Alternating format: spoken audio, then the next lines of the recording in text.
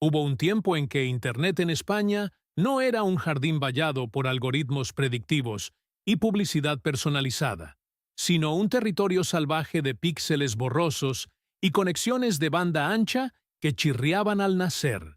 Corría el año 2007, una época de transición donde lo analógico se resistía a morir y lo digital empezaba a devorarlo todo.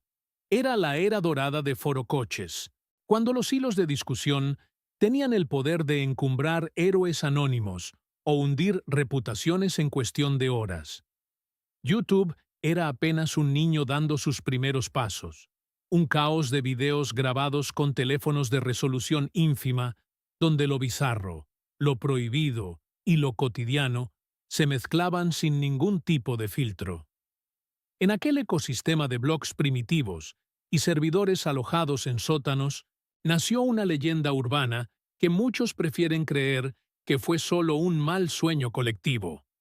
Pero para Mateo, el rastro de esos años no es una fantasía nostálgica, es la razón de su existencia. Mateo se define a sí mismo como un archivista digital, pero en los círculos más profundos de la red lo conocen como un cazador de sombras. Vive rodeado de torres de ordenadores que emiten un zumbido constante, una sinfonía eléctrica que le acompaña en sus interminables noches de insomnio. Su refugio es un sótano atestado de discos duros externos, viejas cintas mini-DV y cuadernos llenos de direcciones IP que ya no llevan a ninguna parte. Su obsesión no es el cine clásico ni la música olvidada, sino el Lost Media español. Fragmentos de una historia digital que fue borrada antes de que existieran las herramientas para preservarla. Mientras el mundo avanza hacia la inteligencia artificial y la nube, él retrocede hacia los archivos corruptos y los enlaces rotos. El centro gravitacional de su búsqueda tiene un nombre que todavía hace que algunos usuarios veteranos cierren la pestaña del navegador por puro instinto. El vídeo de la calle estrecha. Según los rumores que aún circulan en hilos de mensajes ocultos, se trataba de una grabación de apenas 30 segundos, capturada con una cámara temblorosa en un callejón oscuro de Madrid. La calidad era tan pobre que apenas se distinguían las formas, pero su contenido era tan perturbador o tan peligroso que, en el otoño de 2007, provocó algo inaudito: el cierre fulminante de un servidor entero.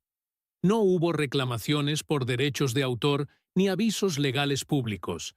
Simplemente, el rastro del vídeo y del portal que lo alojaba se evaporó en una sola noche, dejando tras de sí un vacío que nadie se atrevió a cuestionar. Para Mateo, este misterio no es un simple pasatiempo de criptozoología digital. Es una herida abierta en el centro de su familia.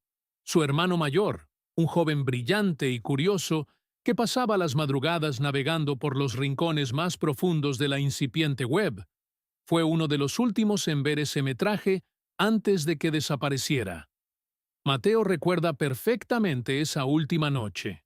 Recuerda el rostro de su hermano, pálido y sudoroso, frente al resplandor del monitor, y cómo sus dedos temblaban sobre el ratón mientras intentaba descargar algo que el sistema rechazaba una y otra vez.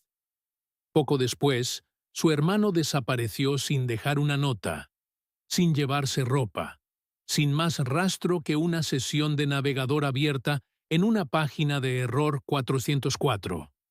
La policía nunca encontró pistas sólidas, y su familia se sumergió en un silencio asfixiante que olía a miedo y a secretos mal enterrados. La atmósfera en el sótano de Mateo hoy es especialmente densa, cargada con una nostalgia amarga que se mezcla con un terror sordo. Cada vez que analiza un archivo corrupto, siente que algo oscuro se oculta tras esos píxeles de baja resolución, algo que ha estado observándolo desde las sombras del pasado. Antes de continuar, suscríbete al canal y dinos en los comentarios desde dónde nos estás viendo. De repente, el silencio del sótano se rompe por el agudo sonido de una notificación. En una de las pantallas auxiliares, Un cliente de correo electrónico muestra un mensaje nuevo. No tiene remitente visible, solo una cadena de caracteres aleatorios que parece una burla. El asunto, sin embargo, hace que el corazón de Mateo se detenga por un instante. Lo que tu hermano encontró. Con las manos sudorosas y la respiración contenida, Mateo abre el mensaje. Dentro no hay texto explicativo, solo un enlace a un dominio. Es que, según sus registros técnicos, no debería existir desde hace más de una década. Es un portal directo al 2007, un puente hacia la verdad que devoró a su hermano, y Mateo sabe que, al hacer clic, no habrá vuelta atrás en este descenso a las entrañas de una Internet que nunca olvida. El enlace lo transportó a una versión espectral de la red, una página despojada de cualquier diseño moderno que parecía respirar con la cadencia de un código HTML antiguo y corrupto. Mateo sintió que el aire del sótano se volvía más pesado, como si la electricidad estática de la pantalla se pegara a su piel. Sabía que no podía navegar solo por este laberinto de espejos rotos, por lo que decidió recurrir a su contacto más esquivo, Xmod. Este hombre, cuyo nombre real se había disuelto en los archivos de foros de conspiración ya inexistentes, era una leyenda de la Internet profunda española. Xmod vivía en lo que Mateo denominaba indigencia digital, un estado de aislamiento voluntario donde solo se movía a través de túneles cifrados y hardware modificado para ser invisible ante cualquier ojo gubernamental. Lograron establecer comunicación mediante un protocolo de voz obsoleto que distorsionaba las palabras, convirtiéndolas en un susurro metálico. Xmod no perdió el tiempo con cortesías. Con una voz que recordaba al roce de la arena sobre el cristal, le soltó la primera verdad dolorosa. El vídeo de la calle estrecha no fue borrado por violar términos de servicio o por derechos de autor. Fue el objetivo de una orden judicial de alto secreto, una operación de limpieza masiva orquestada desde los despachos más influyentes de la Plaza de Castilla. El motivo no era una entidad del más allá, sino algo mucho más terrenal y peligroso: la supervivencia de una de las familias más poderosas del Madrid empresarial. Aquel metraje capturaba un momento de vulnerabilidad criminal que podía destruir un imperio financiero construido sobre décadas de apariencias. Según Xmod, el contenido del vídeo no era el terror sobrenatural que las leyendas urbanas sugerían, sino algo humano, crudo y asquerosamente real. No había monstruos en los rincones oscuros de la imagen, sino una traición captada en tiempo real por una lente que no debía estar allí. Describió escenas de hombres con trajes impecables discutiendo el destino de personas como si fueran activos prescindibles, mientras de fondo se desarrollaba una negligencia imperdonable que nadie se detuvo a impedir. Era la frialdad de la élite grabada sin filtros, una verdad que la España de 2007, en plena efervescencia económica, no podía permitirse ver ni procesar sin que cayeran las instituciones más sagradas. A medida que la voz de Xmod detallaba los horrores del pasado, Mateo empezó a notar que la atmósfera en su estudio cambiaba drásticamente. Un chasquido rítmico comenzó a filtrarse en la llamada, un patrón de interferencia que no respondía a la mala conexión. Era la firma acústica de una intervención activa. Las luces de sus servidores, que normalmente parpadeaban en un verde rítmico, empezaron a oscilar hacia un rojo frenético, indicando un flujo masivo de datos entrantes que su cortafuegos era incapaz de identificar. La sensación de ser observado ya no era un producto de su imaginación, era una realidad técnica.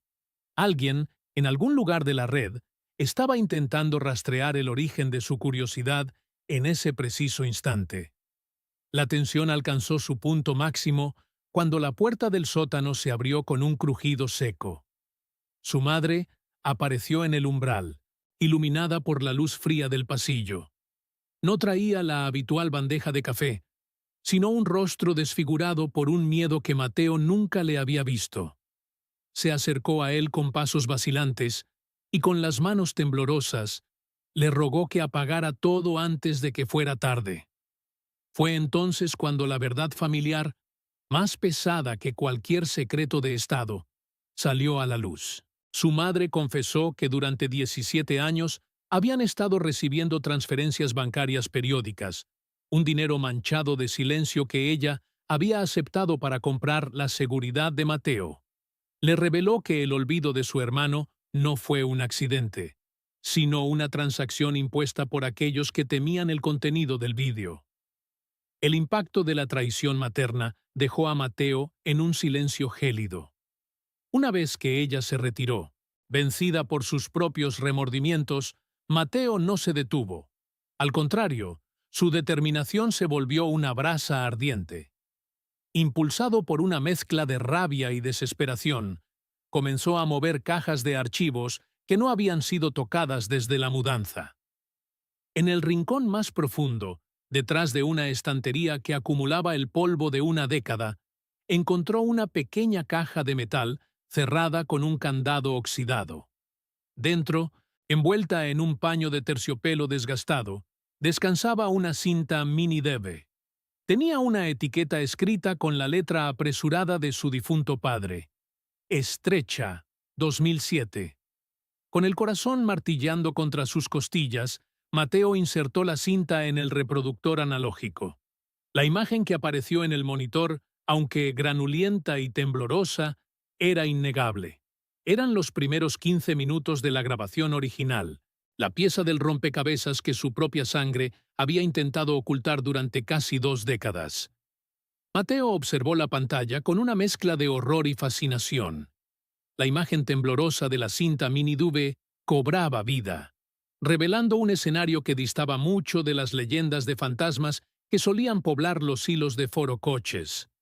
No había espectros en los rincones, solo hombres de carne y hueso con un poder absoluto sobre el destino ajeno. Reconoció de inmediato la caligrafía visual de su padre en cada encuadre, la forma en que movía la cámara y sus enfoques precisos, una habilidad técnica que Mateo siempre había atribuido a una afición inocente por el cine doméstico. Pero lo que veía en ese monitor no era una película familiar ni un recuerdo de vacaciones. Era una fiesta privada en una finca señorial de Madrid, celebrada en las vísperas del colapso financiero de 2007. A través de la lente de su padre, Mateo fue testigo de una reunión de la élite empresarial, donde el champán fluía mientras se discutían los detalles técnicos de una fusión bancaria millonaria que se cimentaba sobre un fraude de dimensiones catastróficas. La cámara captó el momento exacto en que una negligencia criminal era ignorada deliberadamente. Un informe técnico crucial, que advertía sobre la inviabilidad de activos tóxicos, fue arrojado a una chimenea encendida mientras los asistentes brindaban por un futuro de opulencia. Mateo sintió un nudo asfixiante al comprender que su padre no era un simple observador accidental, sino el encargado de documentar y blindar los secretos de aquel pacto oscuro. La búsqueda de su hermano se transformó entonces en un descenso al fango moral de su propia estirpe. La repugnancia que sentía por el legado de su apellido le quemaba en el pecho como un ácido. No se trataba solo de un vídeo prohibido por la justicia. Era la evidencia de que su bienestar presente había sido financiado con el silencio y la ruina económica de miles de ciudadanos anónimos. El ambiente en el sótano se volvió gélido cuando Mateo escuchó un coche de lujo detenerse frente a la casa. Minutos después, un hombre de aspecto impecable y mirada de acero, un antiguo socio de su padre, entró en el estudio sin permiso. No hubo amenazas a gritos, solo una advertencia cordial que pesaba mucho más que una pistola cargada.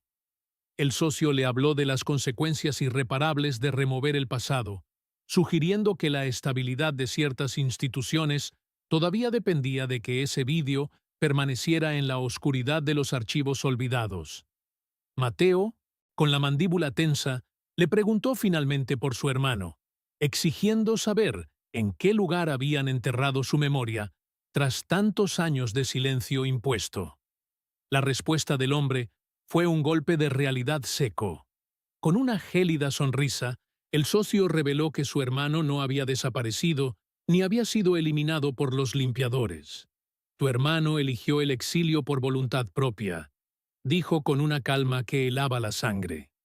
Le explicó que el joven, al descubrir la magnitud de lo que su padre había hecho, aceptó marcharse de España para siempre. Renunció a su identidad para no verse obligado a testificar contra su progenitor en un proceso que habría destruido la reputación de la familia. La desaparición había sido un pacto de sangre para salvar la honra de un hombre que ya estaba muerto, pero cuyo legado de sombras seguía dictando el destino de los vivos. El hermano de Mateo no era una víctima del sistema, sino un mártir del honor familiar, condenado a vivir como un fantasma para proteger a un padre que no merecía tal sacrificio. Tras la partida del socio, Mateo regresó a su ordenador con una furia amarga. Ya no buscaba solo a un familiar perdido. Buscaba justicia para un hermano traicionado por su propia sangre. Al revisar nuevamente el rastro digital del vídeo original, decidió aplicar una técnica de análisis criptográfico que Xmod le había sugerido. Se sumergió en la sección de comentarios archivada de una de las primeras plataformas donde el vídeo fue subido en 2007. Entre los insultos de usuarios antiguos, detectó un patrón inusual en una serie de mensajes aparentemente aleatorios.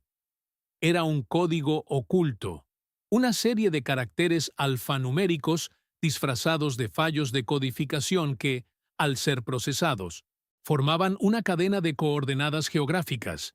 El rastro no conducía a un servidor oculto en el extranjero, sino a una dirección física en el corazón de la España vaciada.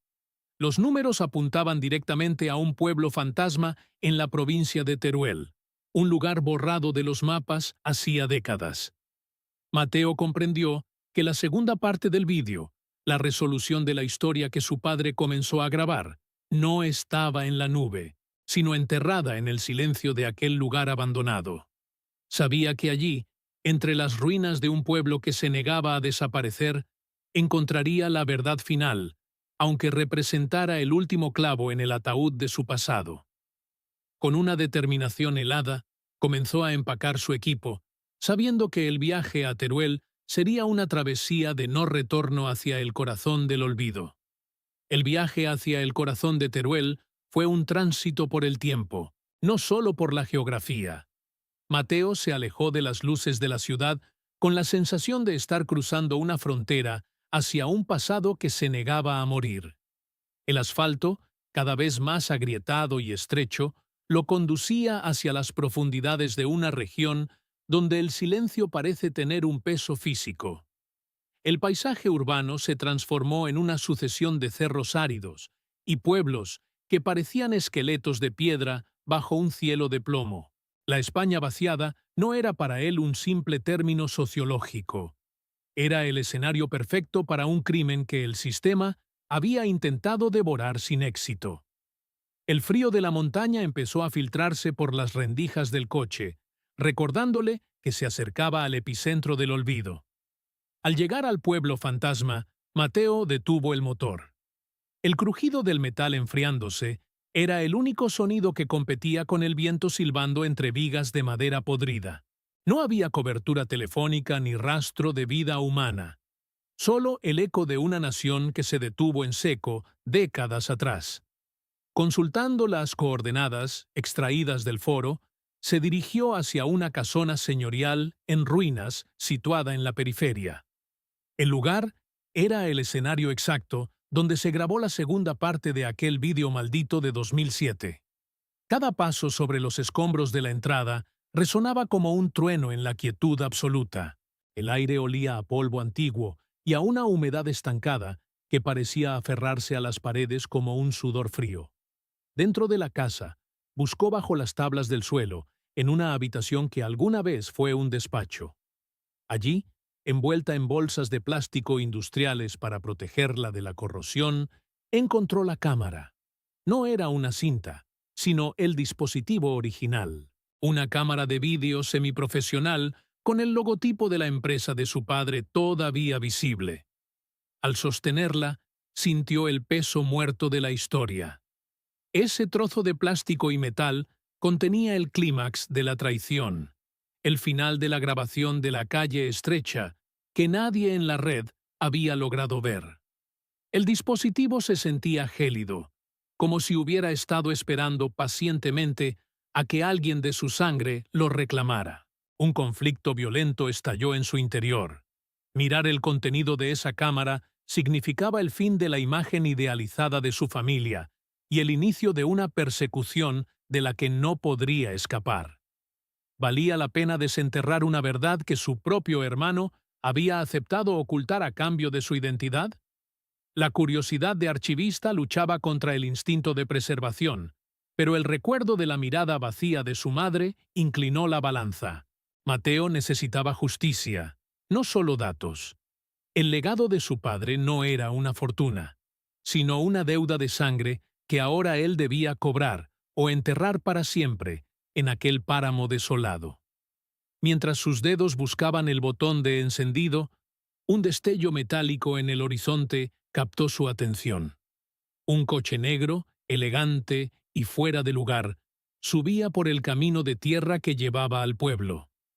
Los limpiadores no se habían rendido. La advertencia del antiguo socio de su padre no había sido un gesto de cortesía, sino el inicio de una cuenta atrás. Estaba acorralado en el mismo lugar donde, 17 años antes, se sellaron los secretos que ahora sostenía. No tenía escapatoria, solo el tiempo justo para ver lo que el mundo llevaba décadas intentando ignorar antes de que ellos llegaran a por él. Con la respiración agitada, Mateo pulsó el botón de reproducción. La pantalla se iluminó con un parpadeo azulado antes de mostrar la primera imagen. La lente enfocaba un rostro familiar, aunque demacrado por un terror profundo. Era su hermano, mucho más joven, con los ojos inyectados en sangre. Miraba directamente a la cámara, como si pudiera ver a Mateo a través de las décadas. Sus labios temblaban mientras pronunciaba las primeras palabras del metraje final, una confesión que destrozaría cualquier esperanza. «Perdóname, Mateo. No tuve otra opción que dejarte atrás para que ellos te dejaran vivir. Pero la verdad no puede seguir enterrada».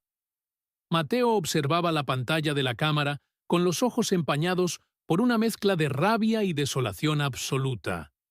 La imagen granulada, típica de las grabaciones digitales de 2007, mostraba una oficina lúgubre, saturada por el humo de los puros, que flotaba como una neblina densa y tóxica.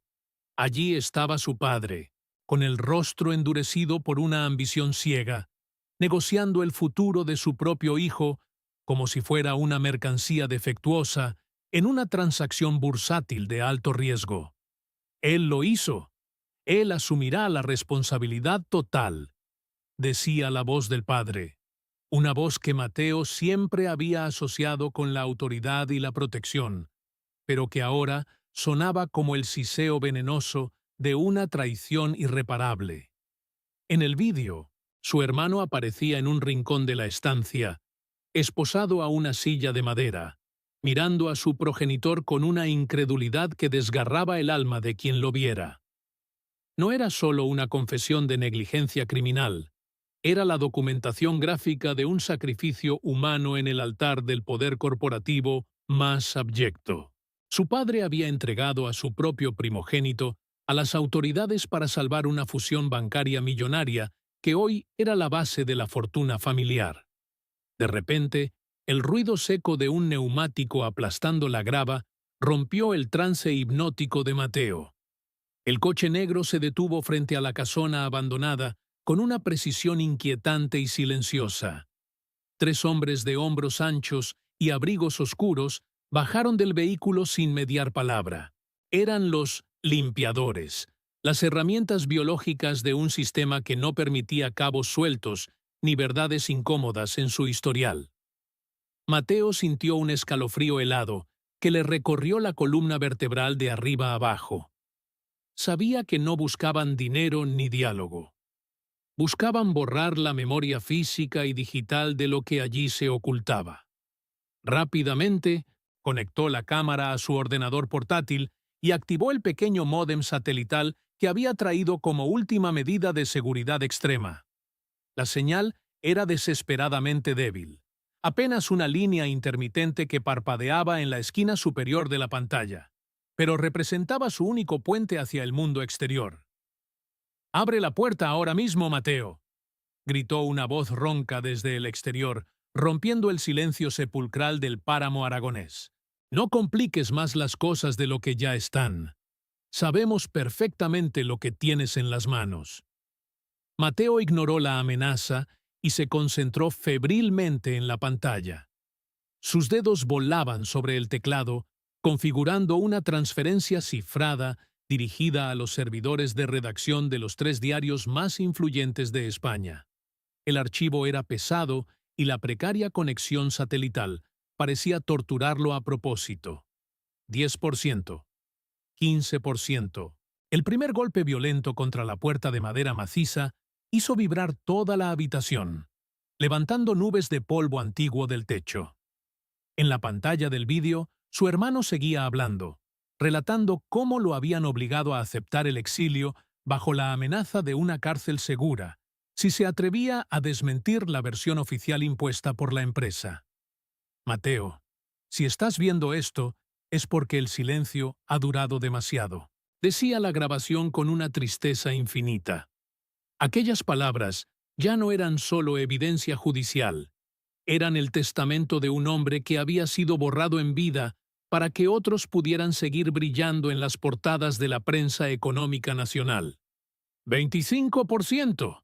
Vamos, maldita sea, carga de una vez», susurró Mateo, golpeando el borde de la mesa con una frustración creciente y sudor en la frente.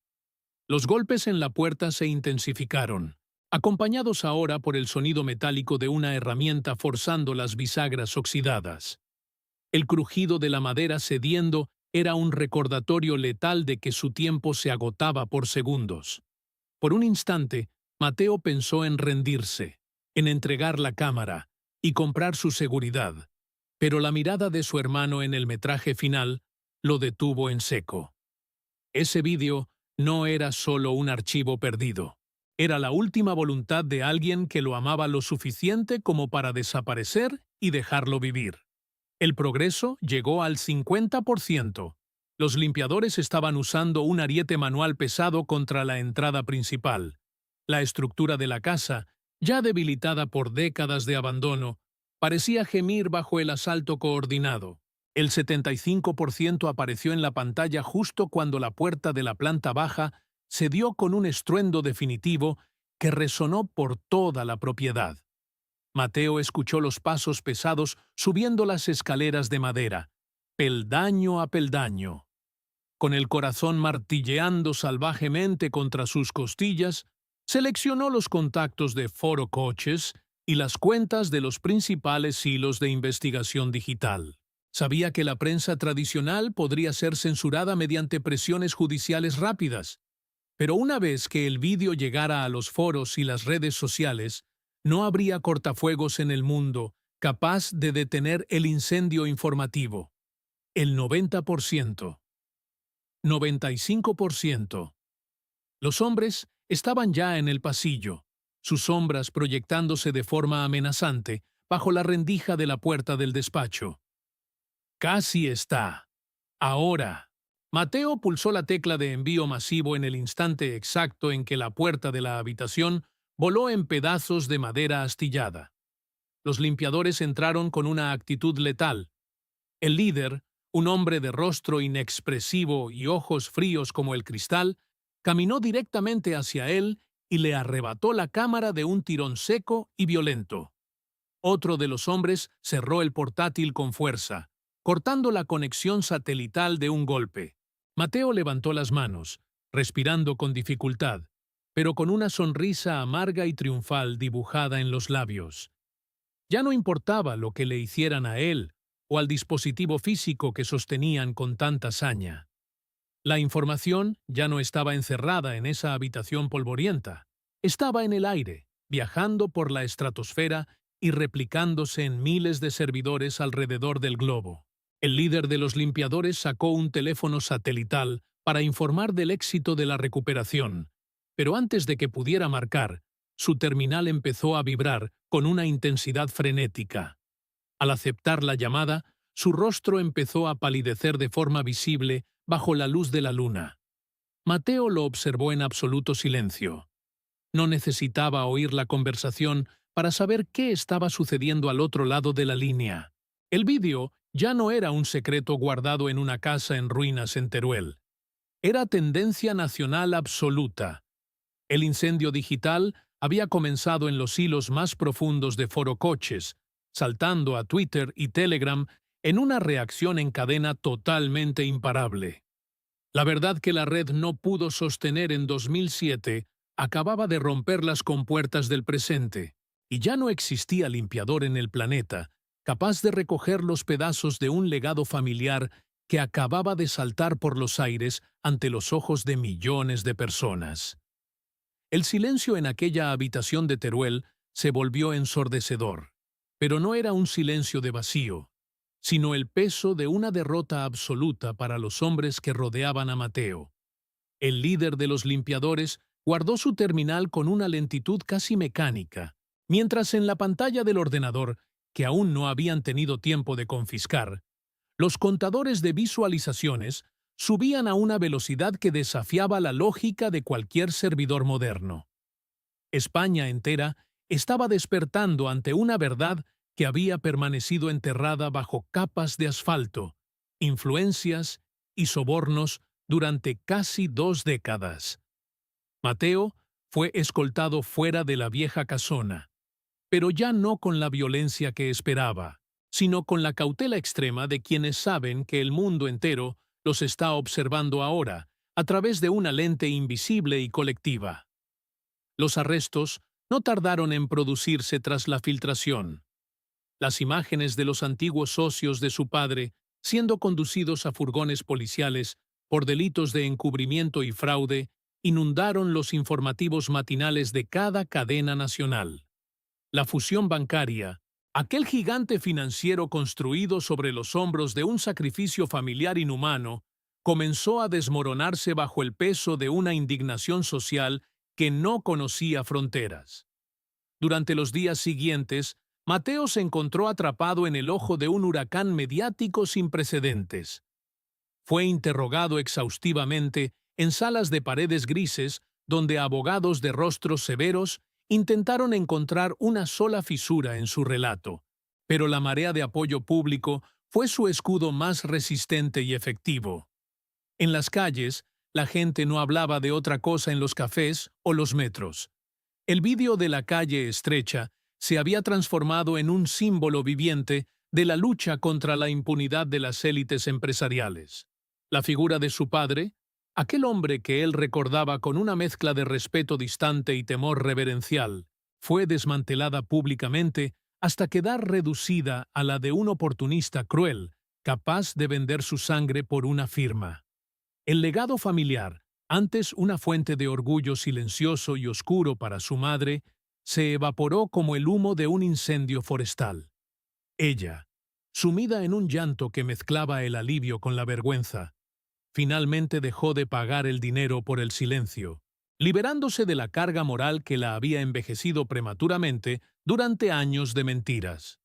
Una tarde, mientras Mateo caminaba intentando recuperar una sensación de normalidad que ya nunca volvería por completo, su teléfono vibró con una notificación diferente a las demás. No era una alerta de prensa, ni un mensaje de odio. Era un mensaje de un número con un prefijo internacional que no reconoció de inmediato. Al abrirlo, encontró coordenadas seguidas de una frase que hizo que su corazón se detuviera. El exilio termina cuando la verdad se hace finalmente libre. Te espero en el muelle de la isla. No había firma, pero el tono era inconfundible. Su hermano, El joven que había sido borrado del mapa en 2007 no solo seguía vivo, sino que estaba tendiendo un puente hacia el reencuentro. La justicia, aunque tardía y digital, había cumplido la función de un faro en la niebla. La reflexión de Mateo fue tan amarga como reveladora. Internet, ese salvaje oeste digital que él tanto había estudiado, poseía una memoria implacable que no perdonaba ni olvidaba jamás. A menudo nos lamentamos de la imposibilidad de borrar nuestros errores de la red, pero en este caso, la persistencia de los datos había sido la única herramienta capaz de derribar un imperio de mentiras corporativas. La historia nos enseña que el pasado siempre encuentra una grieta por la cual filtrarse hacia el presente, y que los secretos más oscuros brillan con una luz cegadora cuando finalmente son expuestos al escrutinio masivo de la multitud. Sin embargo, una sombra de duda persistía en su mente inquieta. Justo cuando la victoria parecía total y definitiva, empezaron a llegar los informes de que el vídeo estaba desapareciendo de nuevo. En 24 horas, las plataformas principales habían comenzado a retirar el contenido, alegando violaciones de términos de servicio. Los hilos en forocoches se cerraban y los enlaces devolvían errores de acceso. El ciclo del olvido intentaba reiniciarse, dejando a Mateo con la duda de si lo que el mundo vio fue la verdad pura o una versión editada por los que aún gobernaban en las sombras. Guardó su teléfono y caminó, sabiendo que aunque el mundo dudara, él llevaría siempre la verdad grabada, esperando abrazar a su hermano.